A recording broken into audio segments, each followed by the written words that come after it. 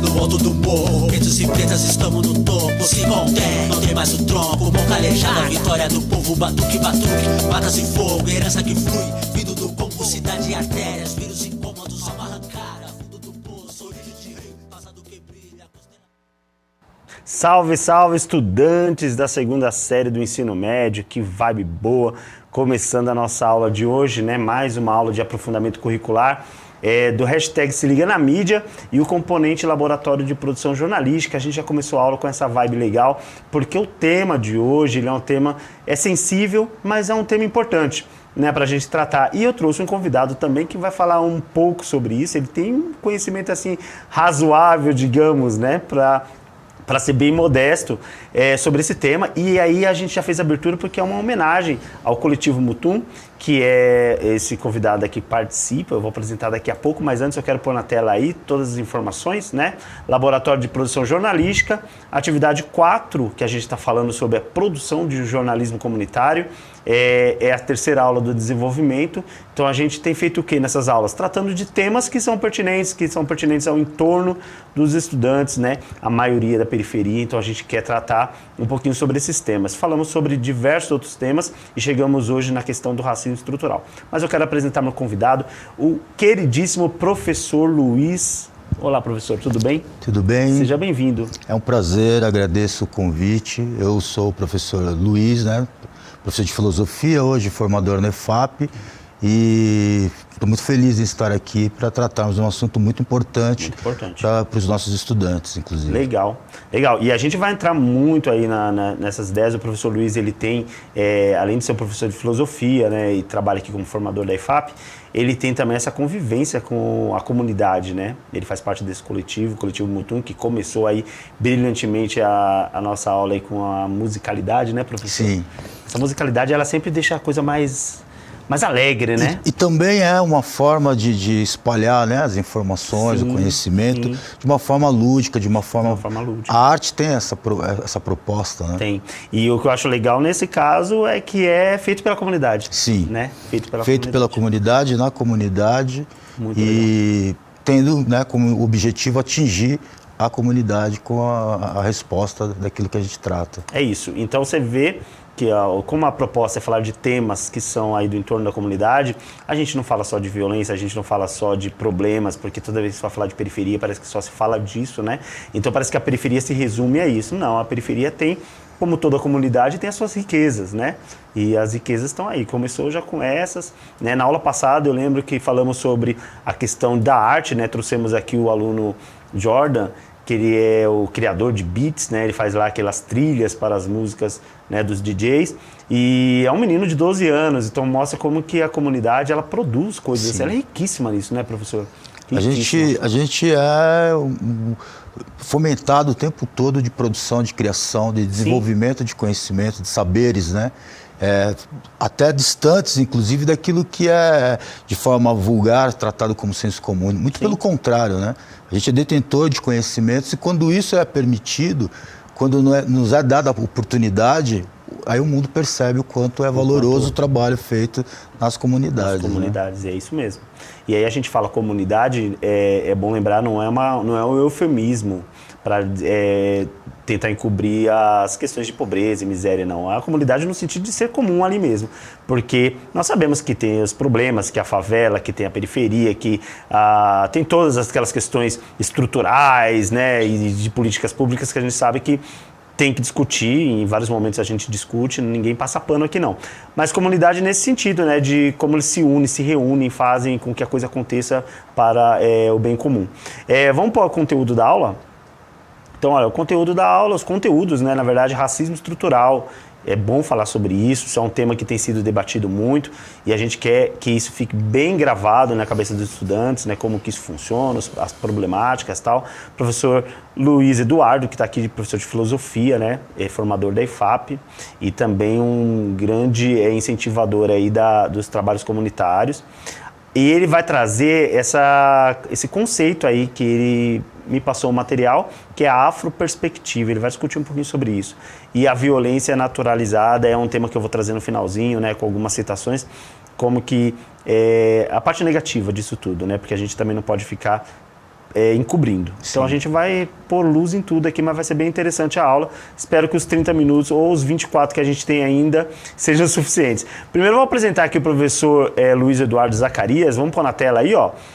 O professor Luiz Eduardo Zacarias é professor de filosofia, especialista em ensino de filosofia, gestão pública, batuqueiro, adorei essa, batuqueiro, é isso mesmo, rimador e pai do João, porque ele não poderia deixar disso, isso é uma característica muito forte para ele, que é o pai do João, ele fez questão de colocar no currículo, né? O que significa ser pai do João, então?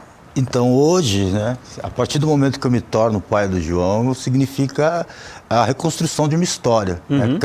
Cresce a responsabilidade, porque tratando até da temática da aula, a gente está colocando mais um preto no mundo. Sim. E aí tem toda a problematização do que é ocupar esse corpo preto, mas ressignifica a vida, né? Traz esperança, traz um otimismo para que algo melhor, né, venha acontecer, não só no contexto mais pessoal, subjetivo, mas para as comunidades, para aquilo que é comum a todos, né?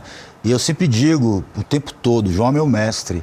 É o cara que me ensina, que me chama atenção, que pondera as situações, que me leva até o lúdico, né? Só para dar um exemplo, esses dias ele pegou uma foto minha de criança e falou, volta a ser esse cara, que esse cara é mais legal. Que coisa, hein? Então, só para ter ideia de como... Só para ter ideia, tem um parâmetro aí de como o João é necessário e por isso que ele entrou no currículo. Sim, ali, exatamente. Na apresentação. Muito legal. Racismo estrutural. Vamos fazer uma leitura aqui. O racismo estrutural, grosso modo, são ações excludentes e práticas discriminatórias fomentadas ao longo da história brasileira por leis, intenções, narrativas e naturalizações que buscam de maneira organizada, sistematizada e aparelhada pelo Estado manter a marginalização, a perseguição e a desvalorização das populações não brancas, que aí a gente pode encaixar os pretos, indígenas, né, no caso do Brasil, de suas características estéticas e culturais em detrimento dos padrões estabelecidos pelo colonizador e suas relações com o poder. E esse texto é seu, professor. Então, explica pra gente aí, ó, porque eu trouxe outra tela sobre o racismo estrutural, mas a gente vai falar depois. O que seria, então, é uma reflexão a respeito de como é estruturado isso, né? A gente ouve falar do racismo estrutural, do racismo, né, de várias fontes, mas a gente não consegue, muitas vezes, deixar isso claro, principalmente para o público mais jovem, de como a estrutura ela é pensada estrategicamente para excluir, para ser excludente, para fazer aquele subjugamento, né, dessas populações atingidas por esse racismo, e isso é histórico. Então, se a gente tem questões como essa tendo que ser levantadas ainda hoje, né, 2022, século XXI e coisa do tipo, é porque essa estrutura ela permanece desde muito tempo atrás. A gente pode pensar isso de 500 para mais atrás, que vem se permanecendo, né, vem se perpetuando até hoje. Então, é necessário tratar que as estruturas que mantêm essa exclusão, essa violência, no caso, essas estruturas precisam ser entendidas para depois serem combatidas, né? Sim. Então, as estratégias estão dentro das instituições, está dentro daquilo que é o aparelhamento, né? Que o sistema reforça as ações racistas e assim por diante. E eu acho interessante porque aí quando você fala dessa questão da estrutura, a gente chega naquele ponto daquela discussão assim, por que esse agente, vamos falar aqui de um agente da força, né, da força policial, ele sendo preto, ele oprime o seu igual. E aí tem muita resposta, né? Porque, na verdade, ele está ligado à estrutura. Ele está ligado à estrutura. Ele está mais ligado à estrutura do que a questão do parentesco dele, né? E em alguns momentos, essa estrutura, em alguns momentos não, né? Na maioria dos casos, essa estrutura é alienante. É alienante. Então, fazendo parte dela, Aliás, acho que uma das maiores características dela é ser alienante, exatamente, né? Porque a pessoa não pensa fora porque aí eu não tendo essa minha identificação, eu não me reconhecendo como sujeito daquele grupo, recebendo, cumprindo as funções que essa estrutura me ordena, eu consigo me cegar diante, né, do reflexo de mim mesmo. Ou seja, eu estou vendo ali um suspeito e não alguém que se pareça comigo, Sim, dentro de sim. toda a questão estética, genética e assim por diante. Todos os estereótipos que se cria estereótipos, tudo e exatamente. você vai, porque isso faz parte dessa estrutura desse sistema, Sim. né? Vamos ver mais um pouquinho sobre racismo estrutural, um texto que eu trouxe também. O autor e diretor-presidente do Instituto Luiz Gama, Silvio Luiz de Almeida, né, que é um mestre maravilhoso aí sobre esse assunto principalmente, em seu livro Racismo Estrutural de 2018, afirma que o racismo não é um ato ou um conjunto de atos e tampouco se resume a um fenômeno restrito às práticas institucionais. É, sobretudo, um processo histórico e político, que você estava falando agora. Sim.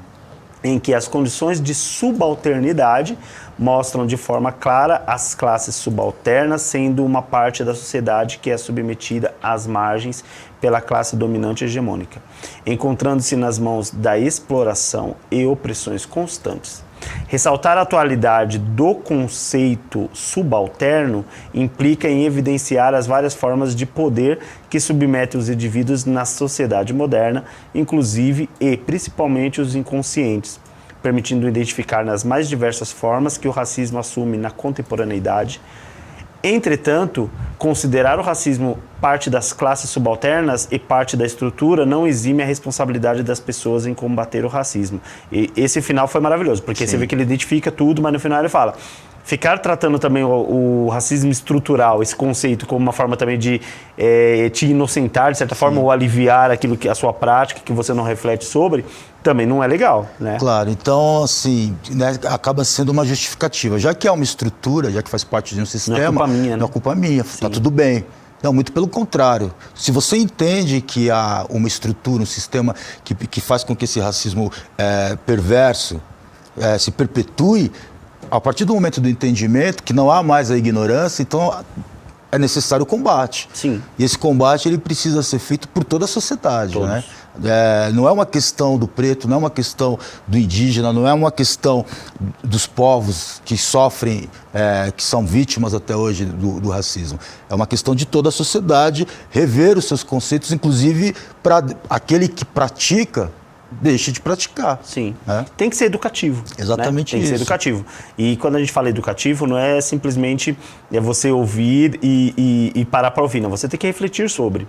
Que as suas práticas a partir dali sejam a partir dessa reflexão. Claro então, é estrutural, mas eu ouvi, eu aprendi, eu estou percebendo o que está acontecendo, então eu vou me inteirar A partir e vou desse tentar momento mudar. eu posso contribuir. Exatamente. Como que eu posso contribuir também, Exatamente isso. Né? E- Todos doarem uma contribuição para combater. Exatamente. E essa questão é maravilhosa, por isso que às vezes o pessoal fica, nossa, mas por que se fala tanto na escola sobre essa questão hoje? É exatamente porque, por ser um processo de transformação, a escola é o espaço ideal, né? Porque a gente está trabalhando com as gerações. E dentro da escola, nós estamos falando para o público que é vítima, inclusive. Para eles racismo. começarem a perceber por que essa roda continua funcionando desse jeito, né? Exatamente e de repente isso. fazer com que essa estrutura se abale e mude. E só para fazer um complemento, hoje, né, muito mais do que antes, esse estudante ele consegue se identificar, Sim. tem uma representatividade, ele consegue entender que tem professores que se parecem com ele,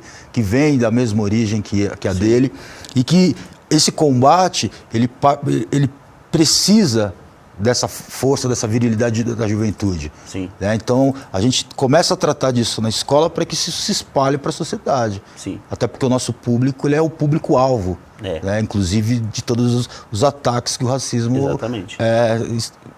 planeja, inclusive. E de certa forma eles estão aí, eles é o público-alvo hoje já, porque infelizmente atinge toda a sociedade, Sim. desde criança, né, Exatamente até o adolescente, isso. e eles são também esse futuro, né, que vai estar no nosso lugar, né, futuramente. Estarão aí, ocupando esses espaços. Falando sobre essas reflexões. E então a nossa ideia é que em pouco tempo, aí não sei quanto tempo, a gente tenha essas pessoas já debatendo outras etapas, Sim. né? Esperamos, né? Outras etapas já avançadas em relação a isso. É necessário, Mauro, porque embora a gente, né, se repita nesses temas, a gente só está fazendo isso porque há a urgência de muito tempo Sim.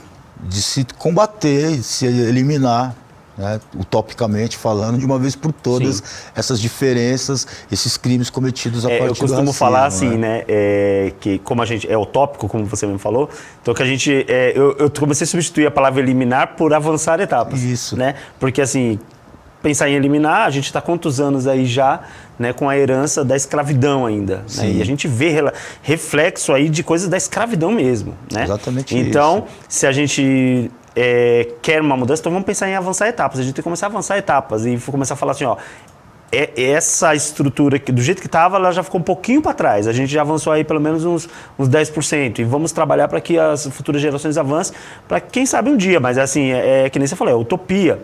Mas é uma luta para que avance etapas, para que não fique na situação que está. Vamos pôr entre aspas aqui para o Silvio Luiz também. Ele fala o seguinte, ó, pensar o racismo como parte da estrutura não retira a responsabilidade individual na prática de condutas racistas e não é um álibi para racistas. Pelo contrário, entender o que é racismo estrutural, que o racismo é estrutural, e não um ato isolado de um indivíduo ou de um grupo nos torna ainda mais responsáveis pelo combate ao racismo e aos racistas, que é exatamente o que a gente falou aqui. Sim. Então não fique aí se segurando nessa muleta, quem porventura... Quer dizer, eu acredito que poucos estudantes possam ter esse pensamento, mas se você vira ao seu redor esses discursos, passe isso para eles. Não é muleta, é uma forma, aliás, é uma forma de provocar mais reflexão e mudança no seu comportamento. Mostrando a sua responsabilidade, porque a estrutura nada mais é do que nós mesmos. Né? Isso. Na verdade, assim, a instituição ela tem um poder, mas é um poder que nós damos. Né? Então... A repetição das ações mantém a estrutura como ela é. Exatamente. Então, a partir do momento que a gente rompe com isso, a gente está rompendo agora com estruturas já passadas, dentro desse um passo de cada vez, né, desse avançar etapas. Esse momento é um momento de romper com etapas. Existem dois homens pretos aqui tratando dessa temática para um número gigantesco de estudantes também que se identificam conosco, né? Sim. Então, romper, quebrar essas estruturas, essas amarras, é uma obrigação de toda a sociedade e de todos os estudantes, inclusive.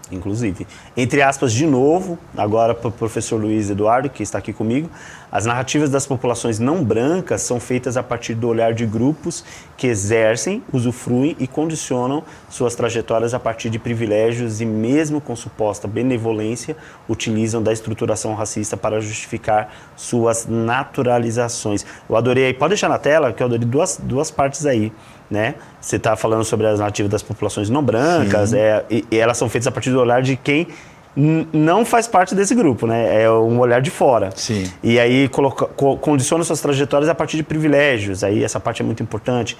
E mesmo com suposta benevolência, como se estivesse falando assim, ainda estou sendo bonzinho, né? Eu estou sendo legal. Continuam perpetuando as estruturações racistas e justificando suas naturalizações. E aí, Pro? Porque quem conta a nossa história, né? Quem contou a nossa história até hoje? Não fomos nós. As nossas narrativas, elas foram ditas por outras pessoas que utilizaram, inclusive, das estruturas excludentes para dizer o quanto nós éramos, entre muitas aspas, inferiores ou não, detentores de conhecimento e assim por diante. Uhum. Essas narrativas, quando elas vão sendo moldadas dentro daquilo que se considera politicamente correto, ela vem com esse ar de benevolência, de caridade, de solidariedade. Olha, eu estou aqui defendendo, estou aqui levantando as questões. Mas a verdade é sempre dessa perspectiva do privilégio que você sempre teve. Sim. E você, né, você é aquele que faz e que sempre fez essa narrativa, está fazendo a partir dessa relação com o poder. Esse poder não foi nos dado. Sim. Então nós não contamos dessa história. Essa história começa a ser contada agora por nós. Então nós, até tratando de questões da escola, nós agora somos os protagonistas das nossas histórias. Sim. Então essas narrativas começam a aparecer, a serem revistas, inclusive, né? A gente consegue ressignificar muito do que nós fomos a partir desse momento, que é um momento histórico. É um momento de se dizer quem somos, de onde viemos e para onde estamos indo. Uhum. Que é o que a gente chama de afroperspectiva. O Exatamente professor chama isso. de afroperspectiva, que é um conceito muito legal, que a gente vai ver aqui agora. Vamos ver o que significa afroperspectiva. Porém, quando a narrativa é feita a partir da afroperspectiva, por exemplo, ela inicia-se na sobrevivência Mas não se encerra aí. No momento que estamos vivos, passamos a ser produtores, criadores de conhecimentos, de estratégias, de ocupações, não apenas dos espaços que não nos são estabelecidos, aqueles que deixam pra gente, né? Mas indo além das expectativas desses pequenos grupos dominantes que se estabelecem, que criam raízes na ignorância, na desinformação, é o que se vê há muito tempo, como demonstram as ancestralidades dos povos vitimados pelo racismo. E aí, como o nosso tempo é curto, então eu já vou entrar na outra aqui, ó. Que você já fala dessa parte aqui, que você me mandou. Nomes como Aquilimambé, é isso? Isso, Aquilimambé.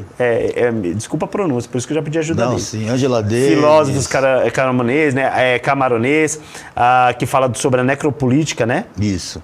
Os estigmas e os estereótipos, a Angela Davis também, né, que foi uma personagem maravilhosa nessa luta, né, porque aí entra duas lutas, né, que é a luta do preto, mas a luta da mulher preta. Da mulher preta, que é uma questão ainda mais complexa. Um pouco mais profunda. Mais profunda. E aí você falou também do... Tem Magobe Ramose, que é um pensador sul-africano que traz essa questão da pluriversalidade. Então a gente deixa de enxergar como um universo e pensa de forma plural. Sim. A gente tem Dimas Masalo, keniano, que traz essa polirracionalidade. A gente está falando ali de questões... Pensando nessa afroperspectiva, por exemplo, nós temos no Brasil o Renato Nogueira, o Silvio de Almeida, né, que é muito citado. De que forma que esse preto, de que forma que esse africano em diáspora, ele pensou a sua própria história, ele pensou a construção da sociedade que nós vivemos. De que forma que nós, excluídos, calados, apagados da história, já havíamos pensado anteriormente em tudo isso. Sim. Então esse resgate mostra que nós não somos apenas aquilo que é permitido que sejamos, né, dentro das questões artísticas, culturais, das questões religiosas, aquilo que ainda é pitoresco, aquilo que ainda é uma caricatura do que somos, né? Exatamente. Nós somos muito além disso. A gente pode, dentro dessa estrutura de afroperspectiva, entender por exemplo, que os gregos já iam, né, para o continente africano fazer suas pesquisas, eram muito bem acolhidos, inclusive. Tinha essa forma mais gentil, mais acolhedora, mais amena, né, de recepção, e lá eles passavam anos aprendendo, estudando, alguns até refugiados de situações características ali dos seus contextos, e aí depois de um momento tudo isso é apagado, né? Então a gente volta à origem para trazer novamente sobre a sua história, justamente para falar para a juventude, para falar para os nossos estudantes que nós somos muito além daquilo que foi dito. Exatamente. Que foi contado. E até pelo próprio fato de, como você falou, né, de sempre associar o preto primeiramente à escravidão. Sim. Né? Então, assim, você fala assim, tudo bem, tem preto, mas teve a escravidão. Quer dizer, não que a escravidão tem que ser esquecida, mas é que você está falando, tem uma história que foi interrompida. A origem é de rei. Exatamente, até o homem mais rico, né, do mundo e tal, que o homem que mais rico o mundo já teve era um preto. A origem é do médico, a origem é do arquiteto, a origem é do engenheiro, a origem é do pensador, do matemático. Claro que em todos os povos, né, sempre surgiram pessoas com essas características, mas aí se apaga essa origem a partir do momento que você tem a escravidão. Exatamente. E aí, você acabou de falar dessa questão da afroperspectiva, a gente tem tido muitas releituras, muitas ressignificações hoje, que está muito fácil de se falar, exatamente por causa dessa afroperspectiva. Porque eu lembro que quando eu era adolescente, falava-se da abolição da escravatura, de forma muito natural. Sim. Aconteceu mesmo, foi uma coisa boa e se comemorava. Hoje já não é tão assim. Hoje, quando vai falar da abolição da escravatura, do 3 de maio, já fala que é um momento de reflexão, para lembrar que naquele momento o preto, entre aspas, foi tirado de uma escravidão, mas que foi, na verdade, tirado toda a sua dignidade, né? Foi abandonado, foi jogado e tratado como... Primeiro você tirou toda a humanidade daquele ser. Durante muito tempo ele passou, né, a ser só a sua mão de obra. E aí depois, quando você tem, entre aspas, essa libertação, você joga ele à margem da sociedade. Sim. Essa mesma sociedade que joga ele à margem, depois vai cobrar dele a inclusão. A autoinclusão na sociedade. Você não serve. Ele por todos os essa males culpabilidade, que vão, exatamente. Você te dei a oportunidade, te dei a liberdade e você não conseguiu se inserir no nosso mundo, né? Exatamente. Então, preservando aí a estrutura. É. Você deixou de ser escravizado, mas você também não consegue estar aqui conta dentro. essa narrativa sempre de fora. Então, toda a sociedade compra isso como uma coisa histórica. E hoje a gente vem ressignificando. O tempo está passando rápido, eu quero falar sobre isso também, porque vai chegar nesse ponto aqui, ó. Sim. Violência naturalizada. Vamos pôr na tela. Aí eu trouxe uma matéria eu não lembro do jornal aqui, é do Real on Watch. É um blog que libera materiais pra gente, a gente agradece muito, né? E eles estão falando sobre eles fazem matérias sobre as favelas cariocas, Sim. né? Principalmente. É um jornal comunitário. E eles fizeram essa matéria. Ato Parem de Nos Matar juntou 2.000 pessoas na orla contra a violência de Estado nas favelas. É só para resumir aí, tá falando sobre essas inserções policiais que tem o tempo... Incursões, desculpa. Sim. Policiais que tem o tempo todo ali nas comunidades, que a gente teve uma recentemente. Então, olha que legal essa aula, porque essa aula foi feita há quase um mês para poder a gente apresentar hoje, porque a gente tem todo esse trâmite, né? É bom que o estudante saiba. Então, mas por estar sendo gravada hoje, a gente já está mais atualizado ainda. Sim. O que eu estou falando aqui era um fato a se lamentar, mas a gente teve um fato recente, né? Mais da incursão fato. policial, mais um. E mais pessoas pretas morrendo. Então, esse jornal trouxe à luz essa matéria, né? E aí tem essa imagem que foi autorizada a gente usar também, do Real Watch também, que aí mostra, tá vendo assim, ó, um corpo preto sendo carregado, as pessoas protestando. Ali era uma encenação, mas isso acontece. Sim. O tempo todo, né? A gente tem fatos lamentáveis, né? Tanto da incursão da polícia, recentemente a suposta, né, que a gente passou a chamar da câmara de gás sendo retomada. A gente tem essa... E aí a gente está falando de algo que aconteceu essa semana e pelas estatísticas, né, a gente infelizmente vai estar se repetindo hoje, amanhã, depois, porque existe um alvo a ser perseguido e esse alvo ele tem cor, ele tem classe social. Tem endereço. Ele tem um endereço, né? Uhum. Muitos, infelizmente, são os nossos estudantes. Somos nós, são os nossos filhos. Então é pontual que a gente troque essa ideia, que a gente leve essa informação. E, professor, que a gente parta para esse combate. Então, professor, desde esse aspecto que você está falando, por exemplo, quando você começou a falar no início da aula, você fala que o preto, a pessoa que mora na comunidade, né, ela se sente, por exemplo, nós temos a nossa vida, mas a história, a narrativa é sempre do de fora. Sim. E nesse momento a gente tem visto também que nesses casos, as narrativas de fora, os mais apressados, né, porque hoje, graças a todo esse trabalho, a gente tem visto que parte da imprensa, parte da mídia, porque a gente está falando de mídia aqui, né? Parte da mídia, eles têm tido também um cuidado maior. Mas alguns mais apressados, que querem, né, continuar com aquela narrativa antiga, já vai falando, dando nome, né? Esse aqui já não prestava mesmo, era bandido, era não sei o quê. E aí você banaliza, e aí você já parte para outro critério, porque aí você já esquece que era um ser humano, que era um preto, você já fala, se é bandido, se estava lá, se não sei o quê, então a gente já tem que... Então, não é culpa do policial, não é culpa do outro, né? Porque assim, na verdade, o cara estava transgredindo a lei. E aí que é legal que a gente tem muito espaço hoje para essas narrativas da afroperspectiva e da comunidade também, porque a gente está falando de jornal comunitário, porque a gente veio falar sobre isso, né? E aí a gente vai contando a história, vai dando nome a essas pessoas que tira esse estigma, né? Sim. Esses mais apressados, eles usam isso de forma leviana e também de forma estratégica, porque você tem uma grande visibilidade quando você choca. Sim. Ou quando você banaliza aquilo, você pode vender mais daquilo, né? E tratar dessa questão de forma... narrando por nós mesmos, tendo essa afroperspectiva... Com esses espaços com esses espaços que nós temos hoje, você tira esse poder, entre aspas, desse apressado, né? Desse racista incutido de jornalista ou coisa do tipo. Sim, eu acho maravilhoso. É uma pena, tá vendo? O reloginho já ficou doido, não tem jeito, ele não perdoa. Agradeço demais, professor Luiz. Eu espero que a gente tenha um repeteco, né? Porque aí a gente faz uma continuidade. Que esse assunto não se encerra, gente. É o tempo todo a gente falando. E eu espero que os estudantes tenham aproveitado, né, os temas que a gente debateu aqui hoje. Obrigado, professor. Eu que agradeço, Mauro. Uma honra, um prazer estar aqui com você, marcando esse momento, ocupando esse espaço. Que os nossos estudantes possam armar os seus cabelos, as suas coroas, possam se sentir representados e possam seguir atrás de todos os sonhos, de todos os projetos que eles pretendem trilhar pela vida. É isso aí. Que na nossa humilde responsabilidade, a gente está aqui para dar esse respaldo e passar a informação, o conhecimento que é necessário. Muito obrigado. E a gente falou pouco de Coletivo Mutum, né, que começou a aula. Sim, mas é porque vai ter uma aula sobre isso. Você sabe disso, né? Vai ter uma aula. Verdade, Ele não estará verdade. comigo porque ele tem também os compromissos dele, as agendas, o tempo todo trabalhando. Mas eu vou trazer mais Coletivo Mutum nas aulas posteriores aí, tá bom? Um grande abraço para vocês. Vamos para 2 aqui, ó. Para 2, para poder a gente ficar bem na foto. É isso aí. Um abraço para vocês. Até a próxima, gente. Tchau, tchau. Obrigado.